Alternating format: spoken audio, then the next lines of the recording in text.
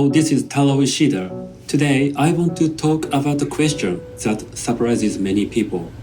Why don't Gagaku musicians try to play in a perfect sync? You know, in most musical traditions around the world, whether it's classical, pop, techno, or jazz, hip-hop, and R&B, the idea of playing together usually means keeping the same tempo, aligning your timing exactly. But in Gagaku, that's not really the goal. And I believe that because Gagaku isn't music that was created to communicate a message from person to person. It's music that comes from a deep love and reverence for nature, a desire to become nature, to merge with it. I currently live in the forest in Nasu in northern Japan, and when I sit quietly in the woods, I hear so many sounds. The wind rustling through the leaves, birds calling out, raindrops falling, frogs clucking, even wild boars passing by. It's a beautiful, chaotic symphony. But here's the thing. All those sounds don't happen together like 1, 2, 3, go. They happen in their own timing, and that's exactly what makes it feel natural and alive. If suddenly every bird, leaf, and frog made a sound at the exact same moment, it would feel strange, even a little artificial. So when we talk about Gagaku, I think the musicians aren't trying to match each other's timing on purpose. Instead, each instrument expresses itself as at its own pace, just like elements in the natural world. Let me give you another example. Imagine a river. The water flows continuously, but every particle of water is moving slightly differently.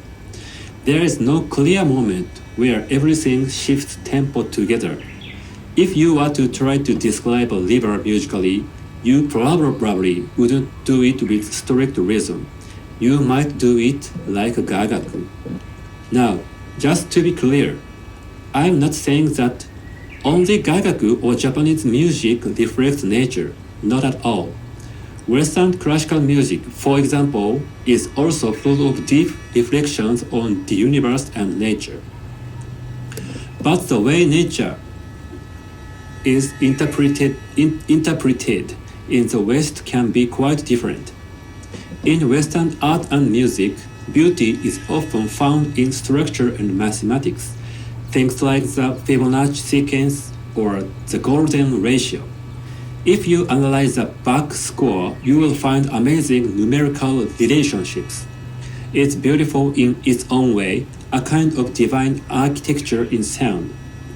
That's something I'd love to talk about more in the future episode. So it's not that one culture respects nature more than the other. It's just that we have different ways of showing that love. Japanese Gagaku expresses nature as a shifting, flowing, multi-layered presence, whereas Western classical music may express it as cosmic order, as harmony built from numbers.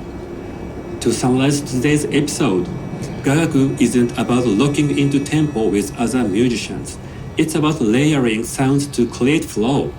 That flow reflects a deep Japanese desire to be at one with nature. And here's a little extra thought. I sometimes hear people say, I'm not good at rhythm, but I want to ask, which kind of rhythm are you talking about? Maybe you are not great with a click track or with funky grooves, but that doesn't mean you are bad at rhythm. You might feel more at home in the rhythm of Japanese traditional music. You might find joy in the space, the looseness, the natural bliss of it. If you've ever felt frustrated trying to follow a metronome, maybe try playing a show of Gagaku or learning the shakuhachi. You might be surprised at how naturally it fits you. In the end, I just want you to feel that music is a wide, open, free space. There are many ways to belong. So, thank you for listening my radio. I hope this podcast is making sense and finding its shape. For now, I plan to continue about 25 episodes, posting every Friday evening around 8 p.m. Japan time. See you again next time. I'm Taro Ishida.